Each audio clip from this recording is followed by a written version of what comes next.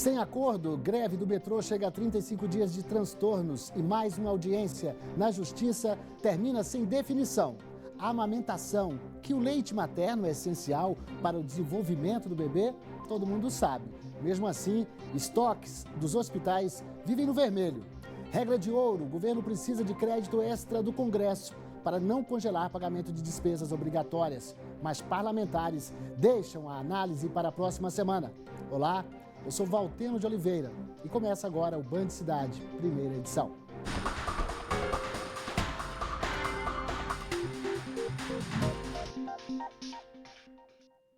Um ano e 4 meses depois do acidente que chocou Brasília, o viaduto do Eixão Sul foi reaberto nesta terça-feira. Mas as obras estruturais ainda não acabaram. Falta a parte da Galeria dos Estados, que segue parcialmente interditada. 1 ano e 4 meses de espera. Mas, enfim, o trânsito no viaduto da Galeria dos Estados foi liberado novamente. O governador Ibanez Rocha participou da cerimônia de reinauguração e destacou que o GDF vai continuar as obras de revitalização de toda a cidade. Nós temos aqui inúmeros, já apontados inclusive pelo Tribunal de Contas do DF, inúmeras tesorias, inúmeros viadutos que precisam de reparos e nós estamos com um programa de reparos de todos eles para deixar as estruturas funcionando no Distrito Federal. A reinauguração do viaduto vai beneficiar mais de 120 mil motoristas que passam pelo local diariamente. A expectativa agora é liberar o trânsito na parte inferior nos próximos 30 dias. Para quem é comerciante na região, a liberação do trânsito traz esperança de dias melhores, já que o lugar foi prejudicado por causa das obras. A esperança da gente é assim, não só com o viaduto, mas com a reforma da galeria, com certeza a gente acha que vai melhorar bastante. Foi um sufoco para nós esse tempo aí, porque a gente ficou naquela começa, não começa e demorou muito, né? Que tem mais de ano que caiu. Então, para nós comerciantes foi horrível, porque o nosso movimento caiu demais, porque por conta desses tapumes, as pessoas têm medo de passar aqui, acham que está em obras, pode cair mais alguma coisa. Então foi horrível. Nossa, agora, com a inauguração, a gente tem a expectativa que melhore um pouco. Mas nem tudo é alegria. Os donos dos restaurantes que ficavam na Galeria dos Estados e perderam tudo com o desabamento foram ao local para protestar. Eles levaram uma faixa e alegaram que até hoje não foram indenizados. Cada dia me parece mais distante ainda e mais difícil para a gente abrir, porque se você tinha um capital que foi destruído, como é que você consegue começar do zero outra vez? É muito difícil. A esperança era o acerto com o governo, porque o prejuízo foi grande. Parou todo o sustento da família, por exemplo.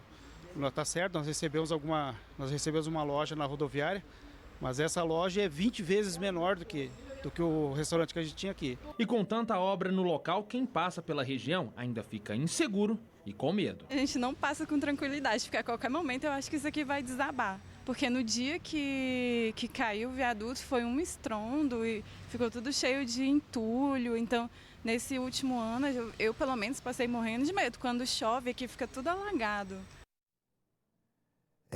Cláudio Humberto. Bom, primeiro, que bom ter você aqui, né? Eu também, estou muito honrado. Como é que você está? Privilégio, tudo bem. E esse viaduto, hein? Essa coisa que parecia não ter fim? Então, foram 15 meses de obra, né? Finalmente isso ficou pronto, mas há muito o que fazer ainda, sobretudo na área da Galeria dos Estados. As lojas precisam ser recuperadas.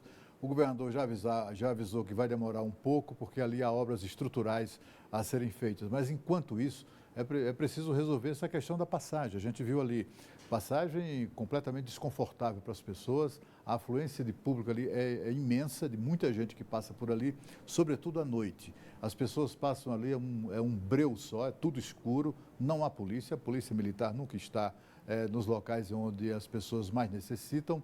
E com isso as mulheres, sobretudo pessoas desacompanhadas, ficam com muito medo de passar por ali à noite, trabalhadores e trabalhadoras que atuam aqui nessa área do setor comercial, setor bancário e tal, que precisam passar por ali para pegar o transporte e vivem em momentos de aflição. É preciso que o governo veja isso. Eu queria até te perguntar, e aqueles outros viadutos que estavam meio assim, ninguém sabia se estava seguro, se não está? Fizeram aquelas vistorias? Fizeram a vistoria e o governo afirma que vai iniciar um processo agora de recuperação 1 a 1, para que não aconteça o que aconteceu com o viaduto da Galeria dos Estados, que só tomaram providências depois que desabou. Que, por sorte, não feriu ninguém, né? Nem matou ninguém. Tá certo, Cláudio. Obrigado. Obrigado. Pois muito bem, gente. A rodoviária do Plano Piloto virou um interminável canteiro de obras, né? Aliás, é igual aí a do viaduto. A precariedade, os constantes atrasos, a entrega do serviço prejudicam 700 mil pessoas, gente, que passam diariamente pelo local. A previsão de entrega da obra é para o mês que vem. Isso depois de 5 anos de trabalho. Tapumes, poeira, fios e ferros expostos estão por toda parte da rodoviária do Plano Piloto. A Patrícia, que frequenta o local quase que diariamente, enumera outros problemas. É complicado, né? Porque a pessoa já vem trabalhar aí cansado e aí tá essa obra aí que nunca acaba, né? A escada rolante não funciona, o banheiro sempre essa sujeira o tempo todo, porque não é de agora, é de muitos anos. É difícil. A obra no local começou em 2014 ao valor de 36 milhões de reais. A promessa é que a reforma seja concluída no mês que vem. Mas a população está descrente quanto ao prazo dado pela nova CAP. Acho que no próximo ano, talvez. A rodoviária é uma das 20 estruturas que o Tribunal de Contas do DF cobrou reparos urgentes. A Ponte JK, um dos cartões postais de Brasília, também entrou nesse levantamento. Em 17 anos, o local nunca passou por grandes reformas e dá sinais de abandono. Falta tudo. Está esperando só o poder do governo, né? O governo explica que começou os trabalhos para preservar as obras citadas no relatório do TCDF. O viaduto do setor policial sul é uma delas. Houve a remoção das pedras de granito e algumas intervenções pontuais no local. As reformas também continuam no viaduto do Eixão. Mas ainda faltam 14 estruturas que precisam de adequações urgentes. O secretário explica que já tem outras obras em andamento. A Ponte Costa e Silva, por exemplo, já foi finalizado o projeto, ela está em fase de orçamentação para colocar a licitação na praça. A gente consegue falar de prazo no que depende da gente. Quando você coloca uma licitação na praça, a gente consegue determinar esses prazos. A partir daí, isso pode ocorrer algum questionamento, judicialização e foge da nossa mão. Quem passa pelos locais citados pelo tribunal cobra soluções mais rápidas e um serviço de qualidade. Espero que o governo esteja fazendo um serviço para deixar um legado aí para a gente, pelo menos de uns 10 anos. Constrangedor, né, ver a capital do Brasil nesse estado, né, num viaduto que todo mundo precisa, causa um transtorno enorme por trânsito. Então a gente está há mais de um ano nessa luta. E o governador Ibanez Rocha falou sobre a rodoviária do Plano Piloto em evento ontem. A ideia é privatizar o terminal e fazer um shopping. Veja. Nós pensamos num projeto de PPP para essa área da rodoviária para transformar isso num grande shopping dentro da cidade, onde as pessoas realmente tenham acessibilidade, tenham condições de manutenção, porque é uma coisa que nós temos que pensar, as rodoviárias que funcionam bem no mundo todo, elas são geridas pela iniciativa privada. O presidente Jair Bolsonaro entregou pessoalmente à Câmara dos Deputados um projeto que altera regras de trânsito. Entre elas estão o aumento do limite de pontos para a suspensão da CNH e a obrigatoriedade do exame toxicológico anual de motoristas profissionais. Jair Bolsonaro fez questão de entregar o projeto pessoalmente, segundo assessores, numa demonstração de diálogo e respeito ao Congresso. Na sala do presidente da Câmara, ao lado de líderes partidários, pediu apoio para a aprovação da proposta. Os que têm reclamado tenham falado, procure um taxista, procure um motorista de ônibus, um motorista de caminhão, quem vive no trânsito, vai ver que muito rapidamente, havendo um pequeno descuido, né, ele pede, não é a carteira não, pede a sua carteira de trabalho, na verdade. São mais de 60 milhões de motoristas registrados no Brasil, cerca de 30% da população. As principais mudanças propostas são as seguintes. O número de pontos para perder a carteira de habilitação no período de um ano dobrou de 20 para 40. A validade da CNH também, de 5 para 10 anos.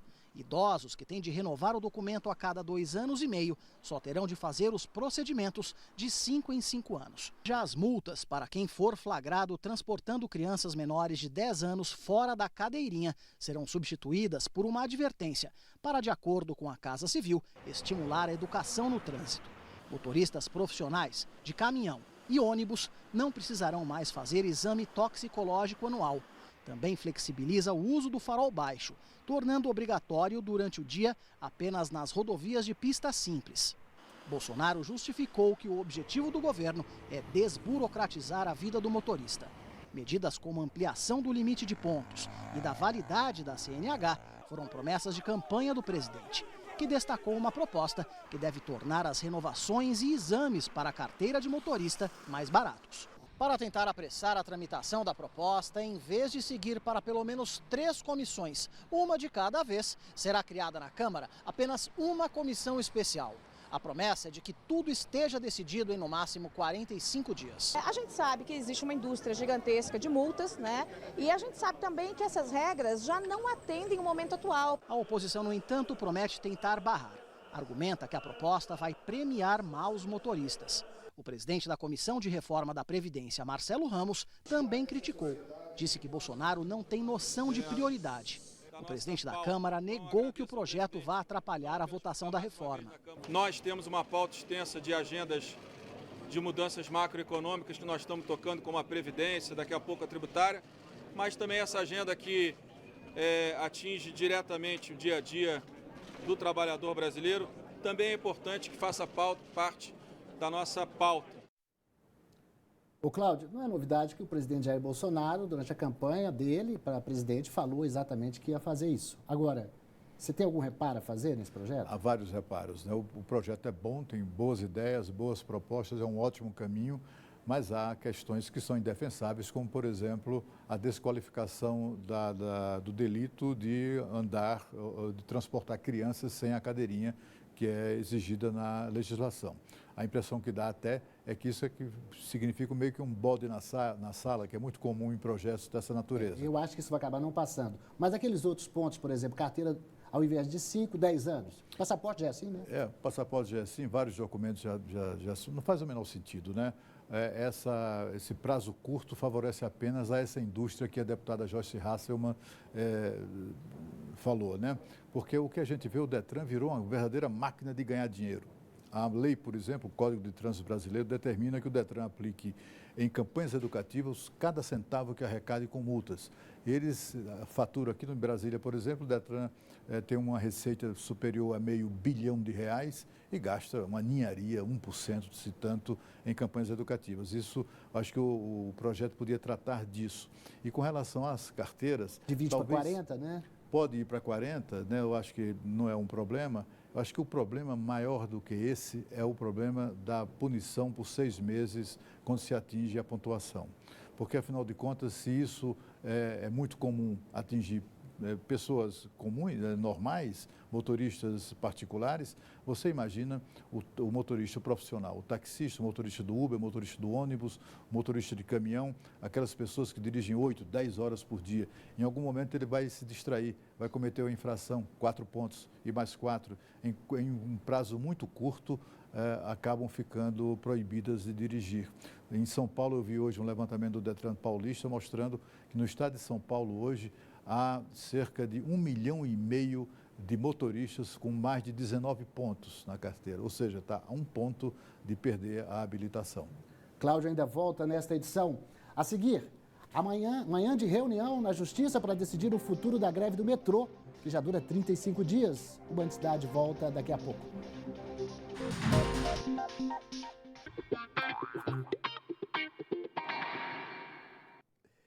Gente, vamos falar agora sobre a amamentação. Até o 6º mês é recomendado que o leite materno seja a única fonte de alimentação dos bebês. Mas nós sabemos que muitas mães encontram dificuldades e precisam dos bancos de leite que estão quase sempre com os estoques em baixa, né? Aqui do meu lado temos a pediatra, coordenadora do Banco da Maternidade Brasília, que é a doutora Sandy Sato, e que é a nossa convidada de hoje do nosso quadro Consulte o Doutor. Muito obrigado por senhora ter vindo. Eu agradeço muito a presença. Bom, por que os estoques andam sempre em baixa? A gente sempre vai fazendo matéria, todo ano faz matéria. Parece que tem ano que eles ficam melhores, né? Como é que está esse ano? No Distrito Federal, nascem em torno de 55 mil crianças ao ano, né? 10% dessas crianças, elas têm necessidade de um suporte de UTI neonatal, porque nasceu prematuro, nasceu doente.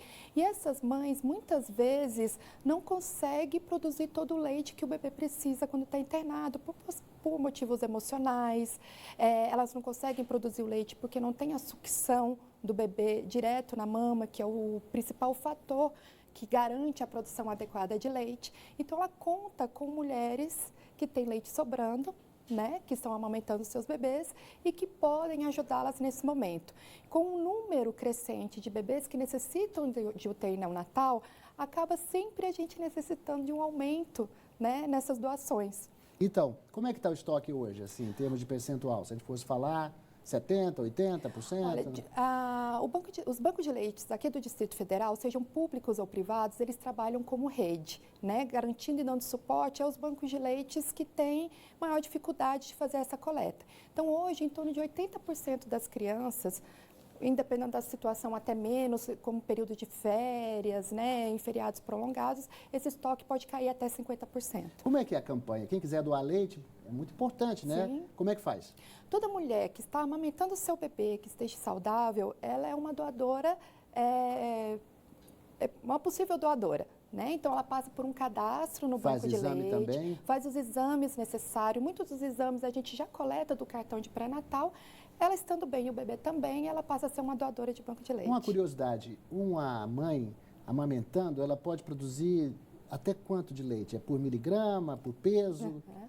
A produção da mulher é muito variada, né? Porque as mulheres produzem leite, a princípio, para amamentar o bebê delas, né? Existe um período da amamentação, que são os primeiros 3 meses, que ela tem um excesso de produção.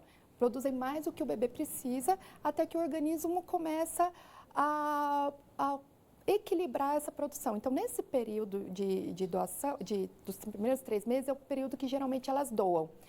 É muito variado. Tem mulheres que conseguem doar 50 ml, tem outras que conseguem doar 8 litros por semana.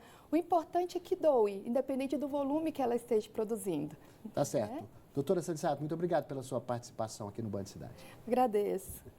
Bom, amanhã foi de audiência, né? Esta manhã foi de audiência entre metrô e grevistas no Tribunal Regional do Trabalho. A reunião começou às 9 da manhã e acabou agora há pouco, sem acordo. O encontro está marcado para amanhã à tarde. Os transtornos parecem não ter fim. Vagões lotados, falhas no sistema, menos trem rodando, né? Já viraram rotina nestes 35 dias de paralisação. O entra e sai de gente não para. E os vagões continuam assim lotados. A greve do metrô entra hoje no 35º dia, ainda sem um acordo entre os trabalhadores e empresa. Até o momento, o prejuízo causado pelo movimento chega a quase 4 milhões de reais. E para quem usa o serviço diariamente, o problema está longe de terminar. Eu não tenho muitas esperanças não. Eu acredito que vai continuar da mesma forma, porque Brasília está numa situação complicada, questão financeira, e está difícil. Apenas 75% dos trens estão circulando normalmente em horário de pico e 30% no resto do dia. Na semana passada, um trem apresentou falha entre as estações concessionárias e a Praça do Relógio. Depois que os vidros foram quebrados, os passageiros tiveram que continuar a viagem pelos trilhos. Além desse transtorno, há também outras perdas para os passageiros. O financeiro. Eu tive que levar meu filho para o médico e aí teve que depender de Uber ou de táxi, porque o tempo de demanda dos trens não era suficiente. Os servidores reivindicam a manutenção do Acordo Coletivo de Trabalho de 2017, o reajuste dos salários no mesmo índice que a inflação e pedem a oficialização da jornada de trabalho de 6 horas por dia. A contraproposta do metrô é um reajuste de 4,67% nos auxílios saúde e auxílio alimentação. Além disso, a manutenção do acordo coletivo, pautas que já estão sendo discutidas em audiência do Tribunal Regional do Trabalho, que começou nesta quarta-feira. Ô, Cláudio, eu tenho a impressão que você já deve ter perdido as contas do quanto já se comentou greve de metrô aqui em Brasília, né? O que era para ser solução, um transporte eficiente, barato, todas as grandes cidades do mundo têm, confortável. Por que não funciona? Pois é, aqui nós vemos aí, tem uma pelegada que se apropriou dessa turma, né, dessa categoria, e eles se apropriaram do metrô. Então, todos os anos tem isso, às vezes até mais de uma vez por ano, eles promovem uma greve muito demorada, que já faz parte do calendário de folgas remuneradas da rapaziada do metrô aqui do Distrito Federal, que já recebem, não são pagos uma maravilha de salário, mas eles são muito bem pagos. Algumas categorias dentro do metrô chegam a receber 3 vezes mais o que paga, por exemplo, de salários o metrô de São Paulo, que, aliás, não dá prejuízo, enquanto daqui acumula prejuízos de quase 800 milhões de reais. Ou seja, privatizar, né, Cláudio? Tem que privatizar, o governador já anunciou, já iniciou, já deflagrou o processo de privatização, mas é preciso proteger a população de outras greves, inclusive quando a empresa for privatizada, porque, afinal de contas, o que não dá para suportar é essa situação em que um pequeno grupo submete toda a população a esse tipo de coisa. E custa caro parar, né?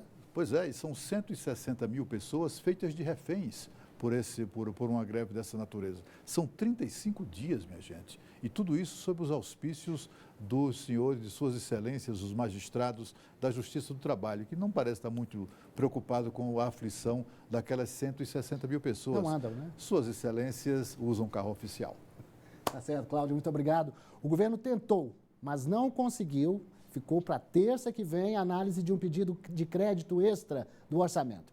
Para manter a regra de ouro, o governo precisa de 250 bilhões de reais para pagar despesas obrigatórias. Sem autorização do Legislativo, não haverá pagamento, inclusive de benefícios sociais. Quem acompanha esse caso é a repórter Isabel Mega, da rádio Band News FM. Ficou para a semana que vem a votação de um crédito de 248 bilhões de reais que o governo tanto precisa para pagar já neste mês de junho despesas com aposentadorias, com pensões, com benefícios sociais, a exemplo do Bolsa Família e também com dinheiro do crédito rural para o Plano Safra. A Comissão Mista de Orçamento se reuniu hoje, tentou chegar a um acordo, mas não conseguiu e acabou adiando essa análise para a sessão da semana que vem. Havia inclusive uma sessão agendada do plenário do Congresso Nacional com deputados e senadores para fazer essa votação ainda hoje, mas ela não vai ocorrer. A sessão, então, vai acabar se concentrando em outras pautas como vetos presidenciais. Ô Cláudio, a queda na arrecadação do governo é que leva ele a pedir esse empréstimo, essa autorização para o Congresso, né? É, porque também o governo sempre gasta muito mais do que arrecada. Com a arrecadação ainda menor, levou essa situação e é uma prova de como o Estado brasileiro está desorganizado e como também o Estado brasileiro precisa de reformas, principalmente a reforma da Previdência, né? 250 bilhões de reais, esse é o tamanho do nosso problema por um ano. Apenas por um ano. E não dá para ficar sem pagar aposentado, Bolsa Família, né? É, porque são despesas obrigatórias. Cláudio, muito obrigado. A seguir, Ministério Público defende que Lula vá para o regime semiaberto. O Band Cidade volta daqui a pouco. O Ministério Público Federal enviou um parecer ao Superior Tribunal de Justiça favorável à progressão da pena do ex-presidente Lula para o regime semiaberto. No documento apresentado no último dia 29, a subprocuradora-geral da República, Áurea Lustosa Pierre, afirma que o ex-presidente já tem direito a ir para o semiaberto, quando o condenado pode deixar a prisão durante o dia para trabalhar. Lula cumpre pena desde abril do ano passado na Superintendência da Polícia Federal em Curitiba, condenado em segunda instância no caso do Triplex do Guarujá.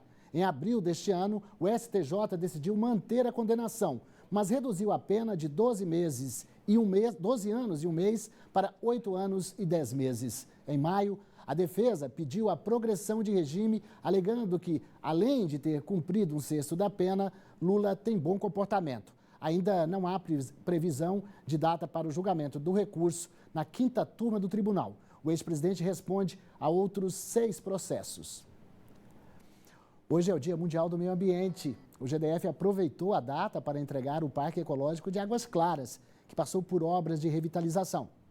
A entrega foi feita pelo secretário do Meio Ambiente, Sarney Filho, que declarou que a data não é apenas de comemoração, mas também de reflexão. A gente tem que refletir sobre o problema do clima, sobre o problema da água, sobre o que está acontecendo com a Amazônia, que tem uma influência em todo o regime de chuva do país, sobre o Cerrado, sobre o plantio de monocultura no Cerrado, até que ponto a gente tem que tomar cuidado para que isso não prejudique a produção de água. O evento teve ainda a entrega de certificados do curso de formação de brigadista florestal. Ao todo, foram 70 alunos que participaram de treinamento para a prevenção e combate aos incêndios florestais.